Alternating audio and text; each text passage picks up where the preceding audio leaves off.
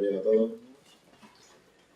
En la madrugada del 24 de junio se consumaba probablemente una de las noticias de mayor impacto de la Unión Europea en los últimos años. El pueblo británico había votado en favor de la salida de la Unión Europea de su país, el Reino Unido. La verdad es que no parecía que nadie hubiera contemplado esta posibilidad, sobre todo considerando las reacciones que se produjeron en esos días y sobre todo teniendo en cuenta la total ausencia de hoja de ruta, tanto por la parte británica como por la parte también comunitaria. Comentaba antes que probablemente es una de las primeras veces que la Unión Europea se enfrenta a una hoja en blanco. La palabra incertidumbre es la que yo creo que protagoniza todas las conversaciones en torno al Brexit, ¿no? Pero creemos, no obstante, y por eso hemos querido celebrar esta jornada hoy, que hay cuestiones que ya empiezan a vislumbrar cuál va a ser el resultado de este proceso. La mayor parte de ellas han sido ya mencionadas por nuestro vicepresidente.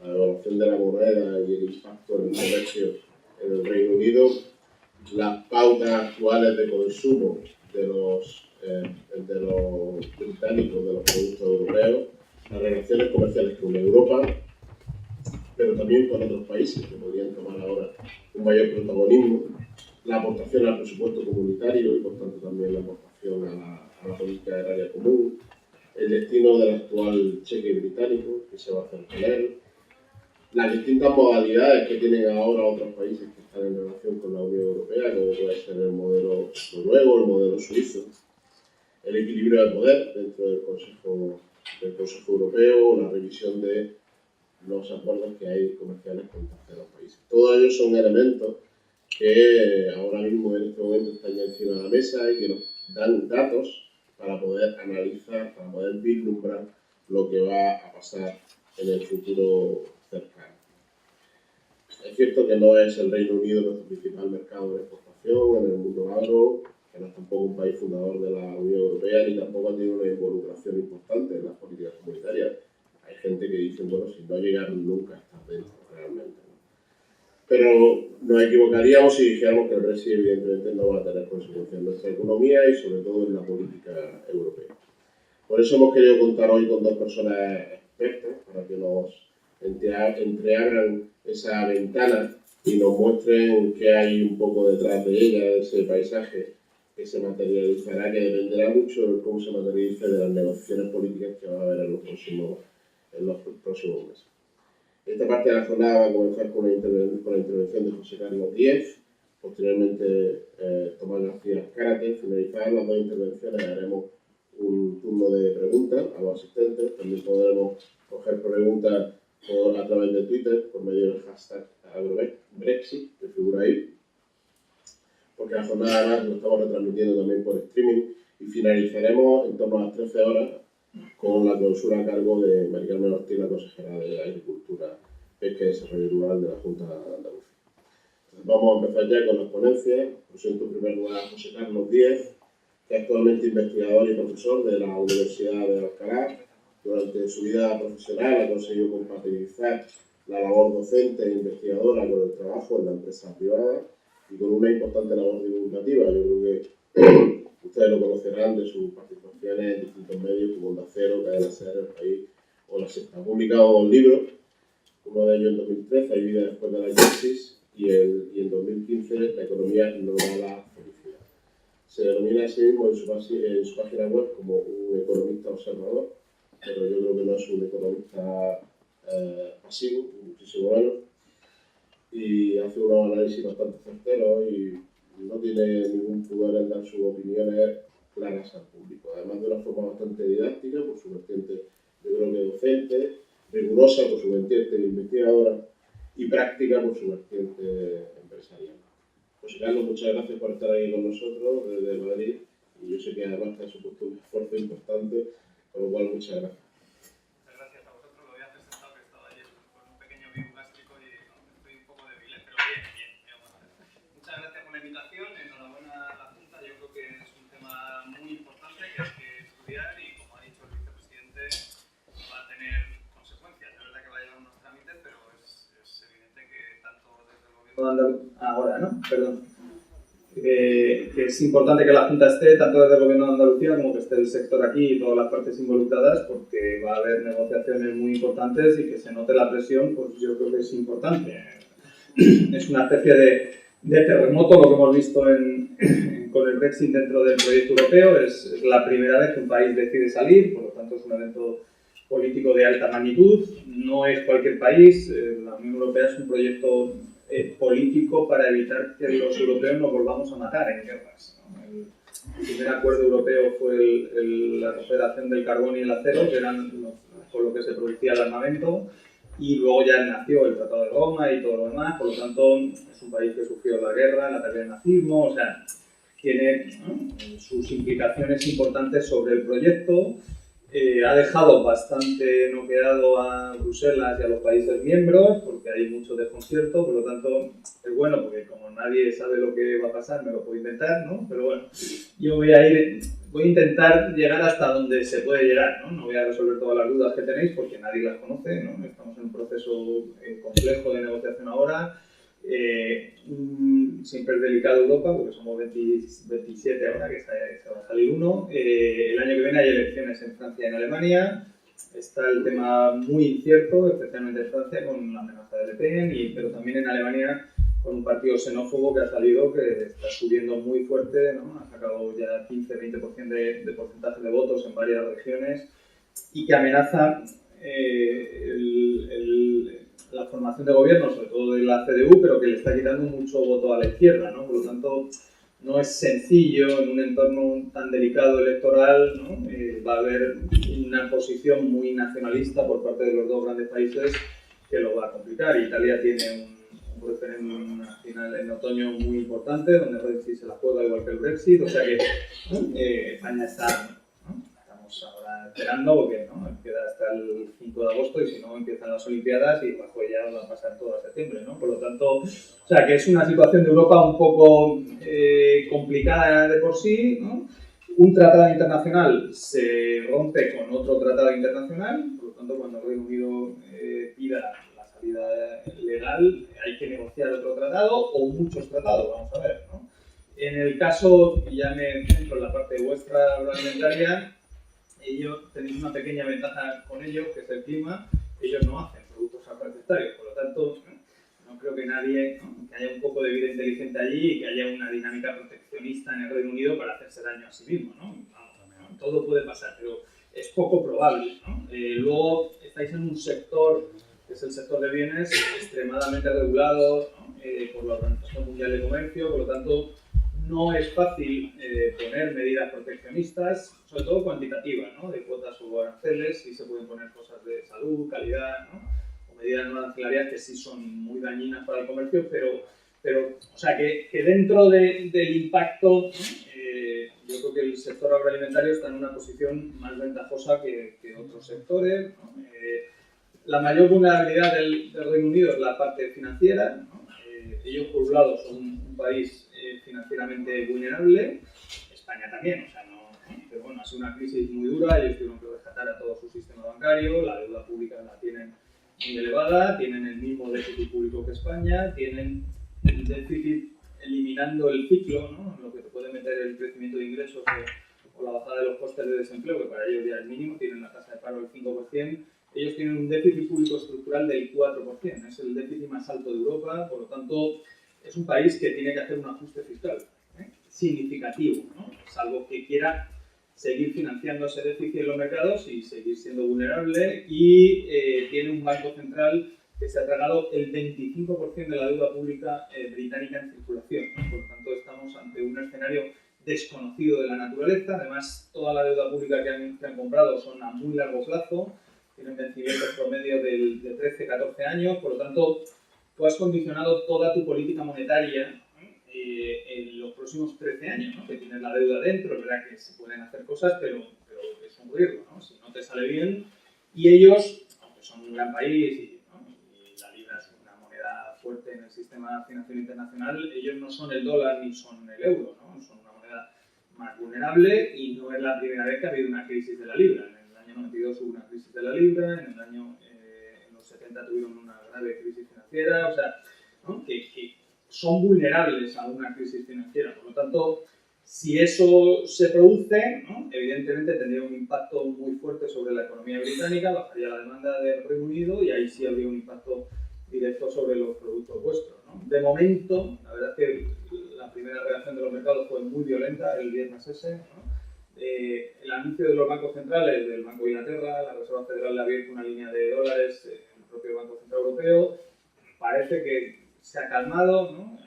Cuando tú estás en una crisis financiera hay que mirar dos indicadores, el tipo de cambio, que es un indicador de prima de riesgo y de tensión, pero también los tipos de interés. Cuando hay pánico o miedo al país, sube la divisa y se deprecia y suben los tipos de interés a la vez, ¿no? Porque hay riesgo, la prima de riesgo se representa en los dos lados.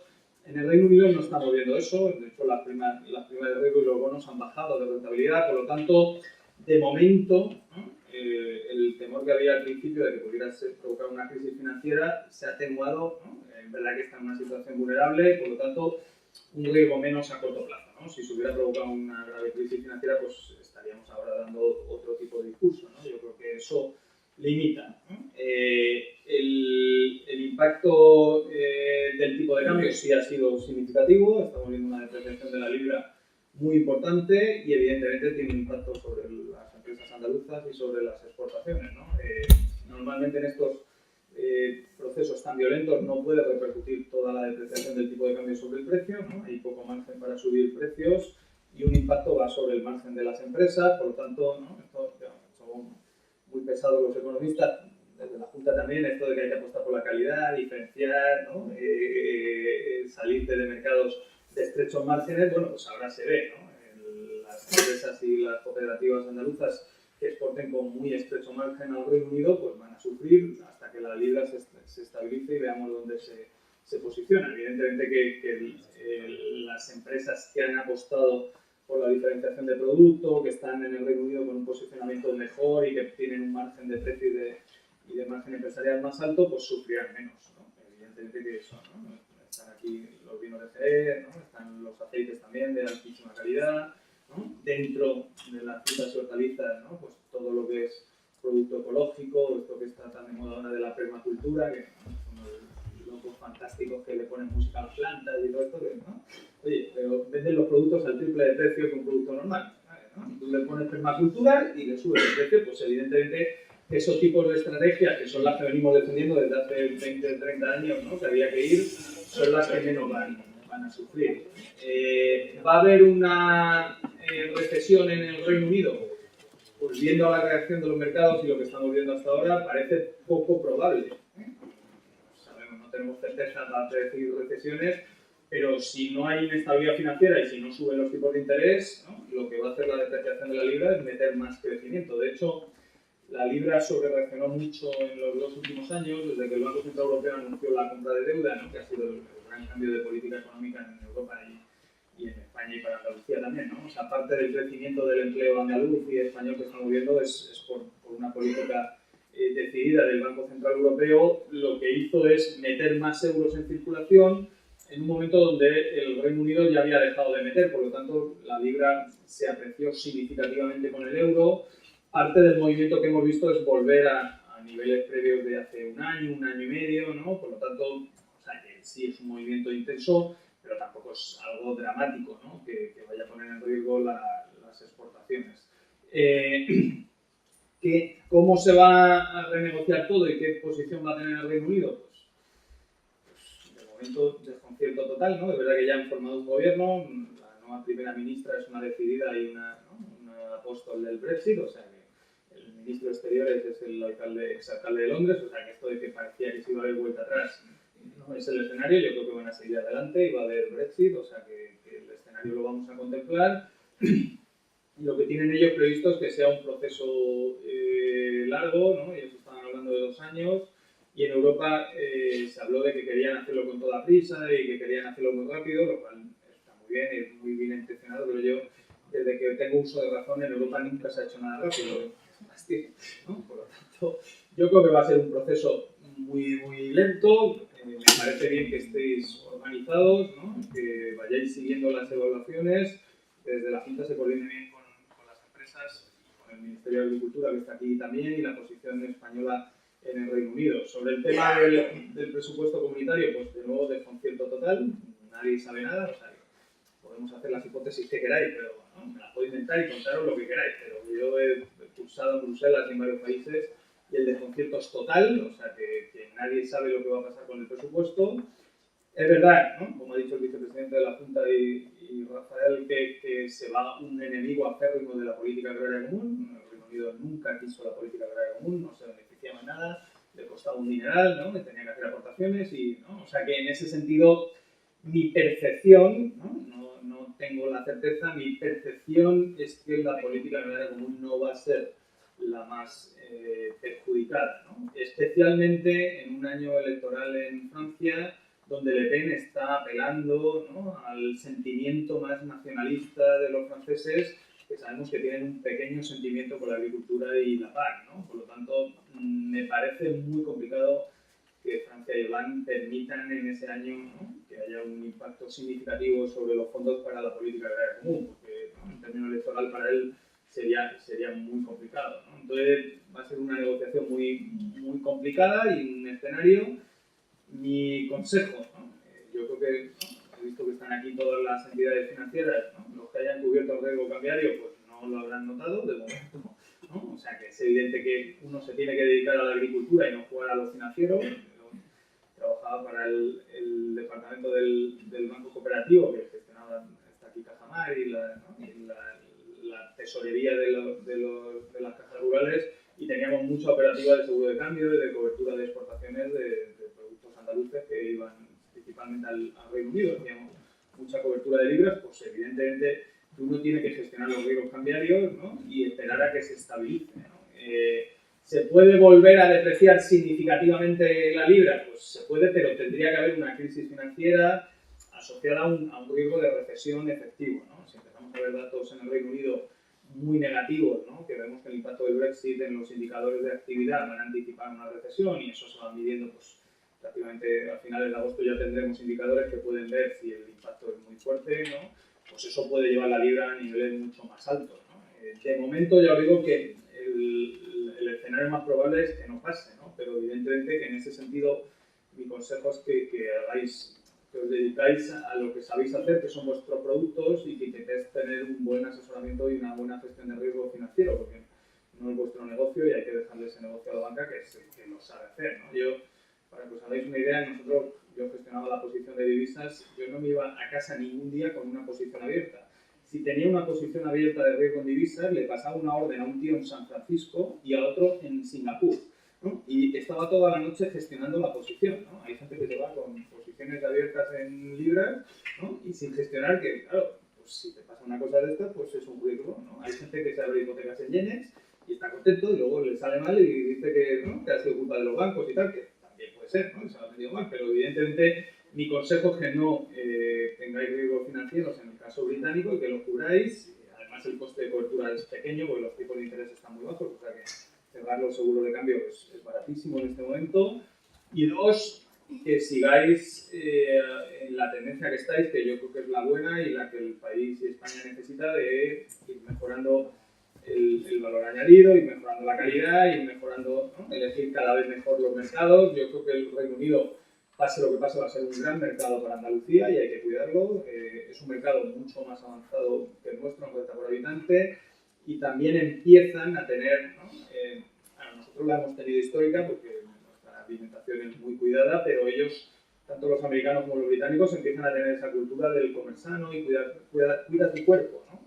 Yo creo que hay que leer muy bien las tendencias del Reino Unido y posicionarte, ¿no?, en esas nuevas tendencias de consumo de calidad, donde nosotros sabemos hacer buenos productos de calidad y que mantener la innovación que se ha hecho, ¿no? Estaba aquí el director de las palmerillas en Almería, ¿no?, toda la innovación que habéis metido, ¿no?, el tema de las guerras bacteriológicas, o sea, hacer una cultura cada vez más ecológica, más sana, ¿no? Y eso es lo que está demandando el consumidor mundial, ¿no? Si vas a una estrategia de yo te lo hago más barato, pues llegará un momento que Marruecos lo hará más barato que nosotros, ¿no? Es evidente, tienen los salarios más bajos. Si no queremos que Marruecos lo haga más barato, tendremos que bajar nosotros los salarios a nivel de Marruecos. Hombre, yo creo que sale mejor lo que estamos diciendo ir a una apuesta de calidad y de producto, y luego hablábamos con el secretario de Agricultura, ¿no? El secretario general. Hay que diversificar los mercados, ¿no? Es verdad que el Reino Unido es un mercado fantástico por logística, la logística está muy cerca, pero el gran crecimiento del comercio mundial y el crecimiento de clases medias, ¿no? No son las nuestras, pero incipiente, está siendo en Asia, y Andalucía tiene que estar en Asia.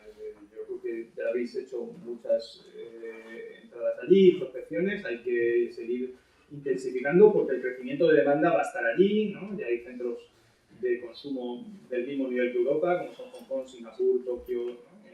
La propia Shanghái en China, Taiwán, Corea, o sea, hay un mercado esperando allí, y luego, evidentemente, ¿no?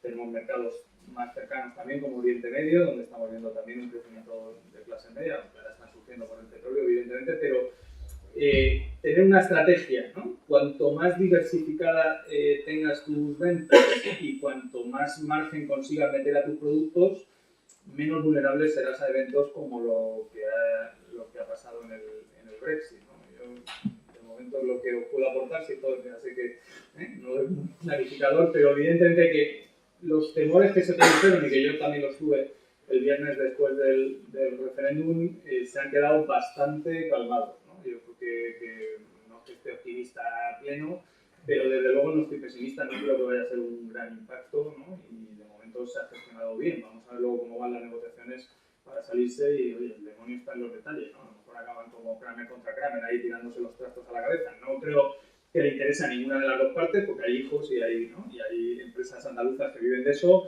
pero bueno, ¿no? Estas cosas, como son muy emocionales, ¿no? Y se lleva por el tema nacionalista, pues el ser humano comete errores. Si todos fuéramos racionales no habría guerra, ¿no?